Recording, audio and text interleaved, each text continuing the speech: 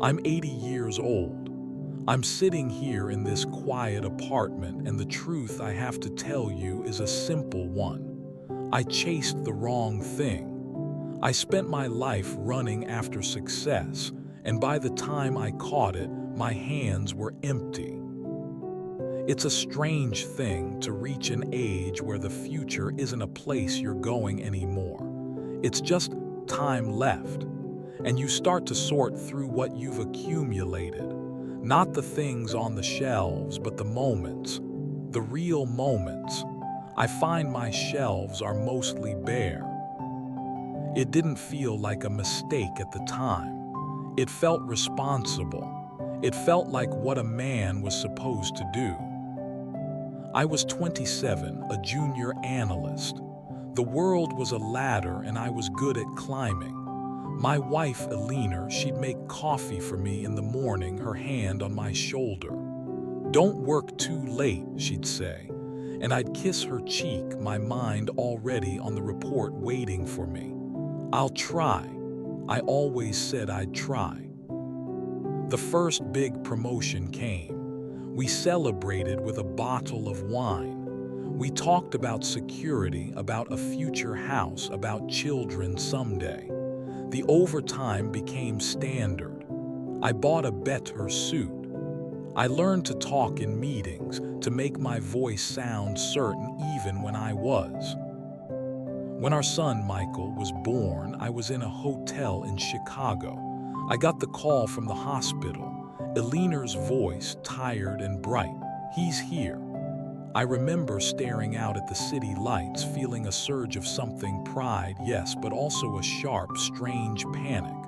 I had a conference in the morning, a presentation that was, at that moment, more real to me than the baby I hadn't yet held. I told her I'd catch the first flight back. I did, 2 days later. I held him, he was so small. I promised him silently that I was doing all this for him, for us. That was the story I told myself. It's a powerful story. It justifies almost anything. The years, they aren't a blur, not exactly. I remember them in milestones. Not first steps, but promotions. Not family vacations, but quarterly targets met. I remember the feel of a leather briefcase handle worn smooth. The sound of a taxi door closing, taking me to the airport again. The view from various office windows, the light changing as the day died. Alina stopped asking me not to work late.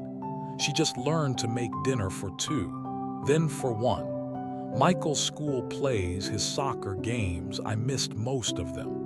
"It's okay, Dad," he'd say, and he meant it. He was a kind boy. He got used to my absence. That's the slow cost. They get used to you not being there. And then, without anyone deciding it, you become a visitor in your own life. There was a Saturday. Michael must have been 10. He was building a model rocket at the kitchen table, glue and balsa wood. He was struggling with a part. He asked me for help, and I was there physically, but my mind was on a contract dispute, a problem at work. I fumbled with the pieces, impatient. I couldn't figure it out. I saw his face fall just a little. "It's okay," he said again. "I'll figure it out." And he took it back. He didn't ask me for help with things like that again. That's how it happens. Not with a fight, not with a slammed door. With a quiet, "it's okay." The space between you grows, filled with silence and unasked questions. I made partner. We bought the bigger house. Alina filled it with beautiful things. It was always so quiet. We'd sit in the living room and I'd read reports and she'd read a book. We'd run out of things to say that weren't logistical. "Did you pay the bill? Will you be home for dinner Thursday?" The distance between our chairs felt vast. I thought success was a fortress I was building. I'd fill it with accomplishments, and that would keep us all safe and happy.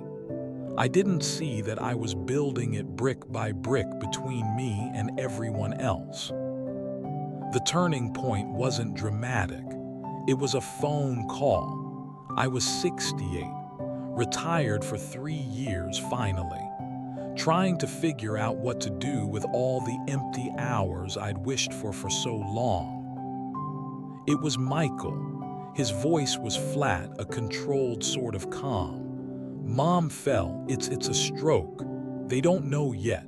I drove to the hospital. My hands were steady on the wheel. I realized in that car that I had rehearsed for every business crisis imaginable. I had no idea how to navigate this. She was in the ICU, tubes, machines beeping. She looked small.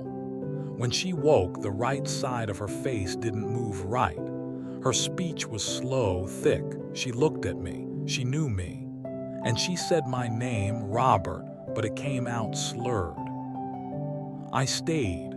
For the first time in decades, I had nowhere else to be. I sat by her bed. We didn't talk much. What was there to say? The silence was different now. It was full of everything we hadn't said. She got better somewhat. She could walk with a cane, but something was gone. The spark, the quickness in her eyes.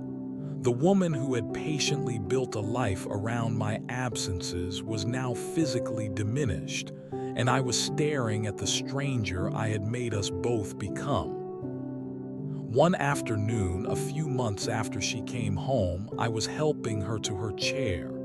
She settled in, and I was fussing with her blanket. She put her good hand on my wrist. Her grip was weak. She looked up at me, and her eyes were clear, terribly clear. "All those years," she said slowly, each word an effort. "What was it for Robert?" She didn't say it with anger. It was a genuine question, a curiosity. She was asking me to explain the point of the life we had lived. I had no answer. I stood there, an old man, with my trophies in a box in the basement and my wife's honest question hanging in the air between us. The fortress I'd built was just a pile of bricks. It kept nothing out, and it let nothing in. She died 2 years later, in her sleep. A mercy, they said. I found myself in the house we'd shared for 30 years. It was just a house. The things in it were just things. The silence was complete. Michael is a good man. He calls every Sunday. He visits once a month, drives an hour with his kids. They're polite. They call me Grandpa. They look at me with the mild interest you give a museum exhibit, a relic from a past they don't know. I don't know how to talk to them. I don't know their favorite songs, what they're afraid of, what makes them laugh until they cry. I never built the bridge to their father, so how could I ever reach them? This is what can't be fixed. The time, the ordinary days, the 1,000 tiny moments of presence that weave a life together. I missed them. I traded them for something that felt important at the time. You cannot go back. You cannot sit at the kitchen table with your 10-year-old son and patiently help him with his rocket. That moment is gone. You cannot take your wife's hand on a Tuesday evening for no reason at all, just because you're both there in the same room, alive together. Those evenings are gone.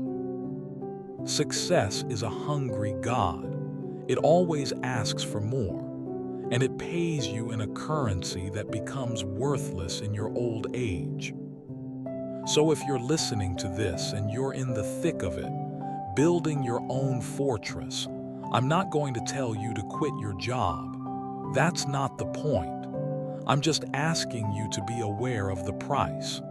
The price is paid in minutes and hours. It's paid with the conversation you skip, the walk you don't take, the quiet evening you sacrifice for one more email. Don't assume there will be more time. There won't.